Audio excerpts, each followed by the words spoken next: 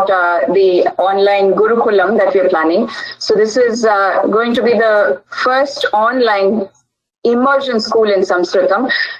You might have heard of Mandarin immersion schools, French immersion, and Spanish immersion. So this is going to be the first Sanskritam immersion school that's online.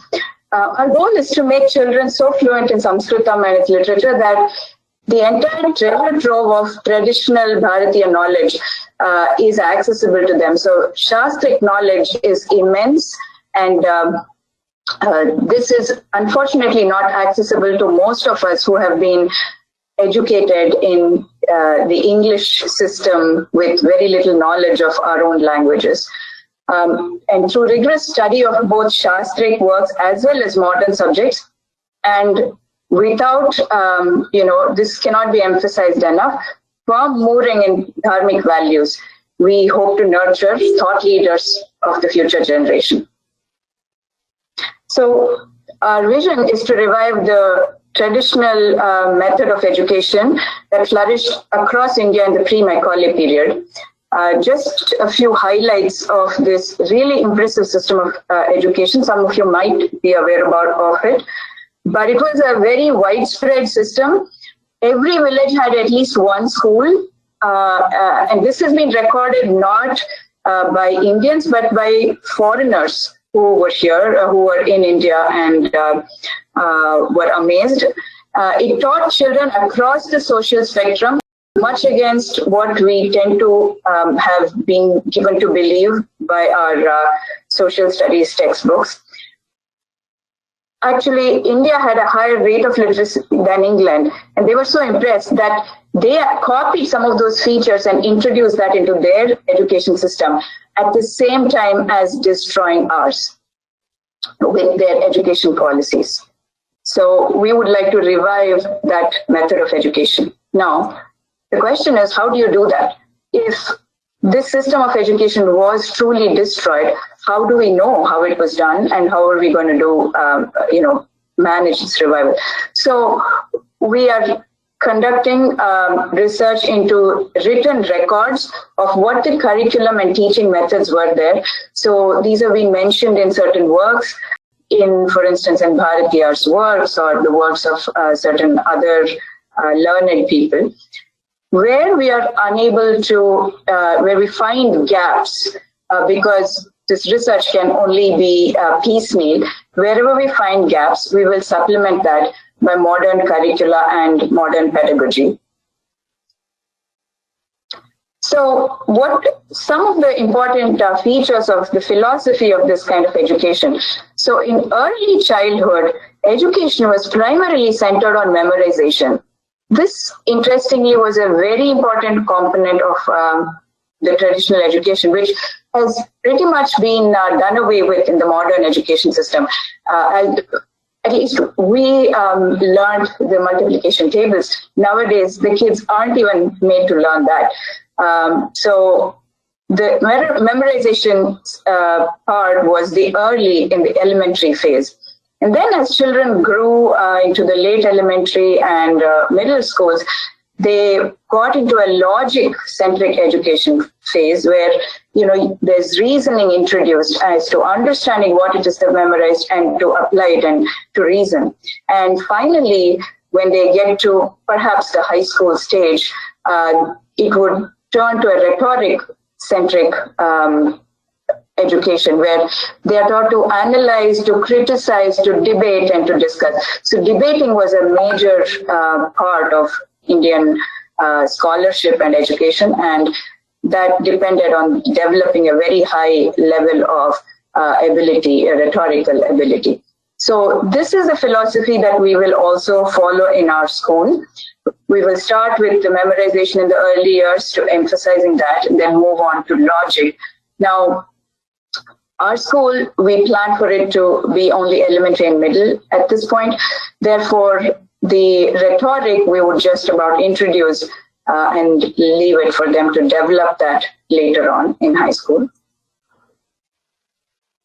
The groups used to be taught as a mixed age or mixed ability groups. So what often happened was, with the teacher instructing all the students for a little bit, they were then separated into groups where the oldest or the most learned student among that group would teach his junior peers. And this is how we would like to also have our children learn here. I think the experience of teaching your juniors is a very valuable thing that children learn from. At the same time, young children learn much faster from older children than they do from adults. Those of you who have more than one child probably know this very well. They learn extremely well from their elder sibling. We intend to have a very close community within the Gurukulam. That is what characterized the Gurukulam, a close community. So we would have biannual camps where students and their families, as well as the teachers, all would come together, so live in a place together. And in addition to learning, the bonding that would occur would be really important. And this would be continued throughout the year through the online contacts. We also would plan to celebrate festivals together as much as an online medium allows us to. So that would also strengthen the community. Also, moral and values education went hand in hand with secular learning. So, for instance, if a letter was being taught, often not just a word beginning from that letter, but sometimes a subhashitam. So, for instance, while learning Sanskrit, if you're teaching, let's say, tenses, you can pick up a subhashita, which is a moral saying written in a couplet form, and thus teach children not the meaning would be a values education. At the same time, through that, they are learning Sanskritam as well, or the letter it starts with. Okay. The other important thing is that because this is an online Gurukulam, the parent serves as a teacher during most of the offline hours. Online instruction with a teacher that the Gurukulam provides is only limited to the online hours, which we don't want to have for too long. So the parent will have the responsibility of maintaining Gurukulam discipline at home. This includes awakening early in the morning. So a dinacharya, a traditional dinacharya, where they awaken early in the morning, they do some daily yoga or exercise, and then they bathe and perform the Panchamahayagya. This should be done daily prior to their classes. No TV, video games, or movies should be seen that conflict with Gurukulam discipline or dharma. This doesn't mean they don't have fun. For instance, we would plan to provide parents links of videos that are both enjoyable to the child as well as do not go against dharma or what we would like to teach in the Gurukulam. Respect to teachers and all elders would be really important. Again, this is something that parents would have to emphasize in the daily life. Dressing in traditional Bharatiya clothes, wearing the Bharatiya symbols, all of these, whenever practicable, would also need to be supervised by the parent. Our curriculum would consist of, first of all, a 3-language formula, just like our national education policy. So Sanskritam would be the first language in the school. We want children to really master Sanskritam and be very comfortable and fluent in it. Matrabhasha will be offered where practicable. Since numbers will determine if we are able to offer this or not, Hindi will also be offered as an alternative. So people can choose either their Matrabhasha if the numbers support it, or Hindi. English will also be offered but will not be emphasized. There will be sufficient English teaching to allow children to transition to regular school at some point if they want to do that. But at the same time, the emphasis on Sanskritam and Matrabhasha will be, or the second Bharatiya Bhasha will be higher. Ganitam will be taught every, at every level, and will be emphasized. So as I think Sri Mahadaya already talked quite a bit about the idea of Ganitam, how we will be teaching it here. We also will teach social studies through all the classes, which is Itihasa and Bhugola. Science would not be separately taught in elementary school. It will be a separate subject in middle school.